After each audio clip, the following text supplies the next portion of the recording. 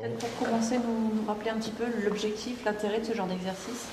Alors, ces exercices ont lieu tous les 3 ans. Ils ont pour objectif à la fois de tester les plans, de sensibiliser la population au dispositif et bien évidemment de tester aussi les services opérationnels pour voir s'ils sont aptes et en aptitude à gérer ce type de crise. Donc un triple objectif, un objectif technique, un objectif de sensibilisation des populations, un objectif de sensibilisation des services. Quel va être le scénario Alors le scénario qui va être retenu est celui qui est le plus vraisemblable dans les plans, c'est-à-dire une émanation gazeuse à caractère radioactif du fait d'un incident majeur sur un réacteur nucléaire de propulsion dans le cas d'espèce du porte-avions Charles de Gaulle. À partir de là, vont être testés le dispositif de crise, de gestion de la crise sur le porte-avions, qui est de la responsabilité de l'amiral dans ses fonctions de chef de la marine, de commandant de la marine, et ensuite un dispositif de protection qui est sous ma responsabilité, un plan particulier d'intervention. Ce plan particulier d'intervention a vocation à mettre à l'abri les populations en cas d'émanation gazeuse. C'est ce dispositif donc que nous allons tester. Pour les Toulonnais, qu'est-ce que ça va impliquer? Quelles vont être les conséquences sur ces 2 journées? Alors la première des choses, c'est que nous allons d'abord les informer au cours d'une réunion d'information qui a lieu le 7 février à 18h au Morillon, au centre de retraités, qui permettra donc déjà de sensibiliser, de répondre à un premier objectif de sensibilisation de la population. Ensuite, nous aurons sur place, au moment de la crise, de la distribution de flyers d'information, de SMS d'information, les sensibilisant à l'existence de l'exercice et aux hypothèses de l'exercice, c'est-à-dire avec des conseils comportementaux qui sont essentiellement des conseils de mise à l'abri. Je précise qu'une mise à l'abri, ça consiste à rentrer chez soi. Ça ne demande pas d'autres protections particulières, si ce n'est de couper les aérations avec l'extérieur.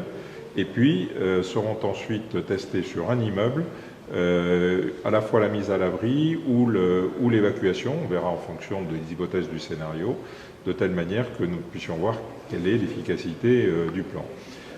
Au-delà, ensuite, il y aura un test sur la distribution des pastilles d'iode. Là aussi, je rappelle que les pastilles d'iode ne sont pas à prendre à titre préventif, mais au moment de la crise et au moment où ce sera indiqué par mes soins. Enfin, et dans un exercice, c'est une simulation, on ne les prend pas en réel. Et puis enfin, nous ferons une évaluation de la pression médiatique sur les 2 cellules, celle du PUI et celle du PPI, de manière à voir si nous avons gardé et si nous avons une capacité de communication maintenue en cas de pression médiatique importante, ce qui est essentiel en période de crise, puisque si on est privé de toute communication avec la population, le plan devient forcément inapplicable. Et alors, comment sera évaluée la qualité de l'exercice? Alors, la qualité de l'exercice sera évaluée en fonction des hypothèses du scénario. Il sera évalué à titre externe, c'est-à-dire que nous ne faisons pas une auto-évaluation de l'exercice. Nous aurons présent sur place des représentants de l'autorité nucléaire, de la défense comme de l'autorité nucléaire civile, et ce seront eux qui feront l'évaluation de l'exercice. Ça nous permettra de voir si les hypothèses d'action contenues dans le plan sont réalistes, et ensuite de voir où se situent les difficultés de mise en œuvre, parce qu'on a toujours forcément, ce plan ayant été remanié au courant de l'année 2012, de manière à en tirer les conclusions et l'améliorer. Et quels sont les risques qui existent à Toulon? Les risques qui existent à Toulon sont, il faut le dire, relativement faibles, puisque la puissance d'un réacteur embarqué sur ces bâtiments est relativement faible par rapport à celui d'une centrale nucléaire. C'est un rapport de 1 à 100. Et d'autre part, lorsque les bateaux sont à l'arrêt dans le port de Toulon, les réacteurs ne sont pas en activité. Donc ce que nous couvrons, c'est le risque généré par les entrées et sorties des bâtiments. C'est lorsqu'ils montent en puissance, donc des occurrences relativement faibles. D'autre part, tout le dispositif repose sur la prévention du risque, c'est-à-dire sur la capacité aux équipes de l'amiral de gérer au niveau du plan d'urgence interne la crise. Et notre intervention n'est pas exclue au niveau extérieure, mais elle est dans une hypothèse infinitésimale.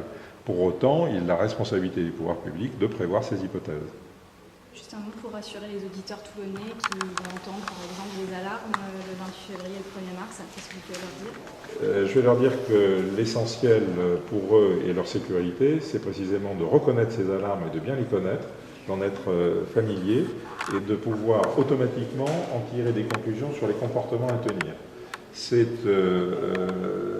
Leur sécurité est là, elle n'est pas dans la méconnaissance du risque. Le pire dans ce dispositif serait la politique de l'autruche.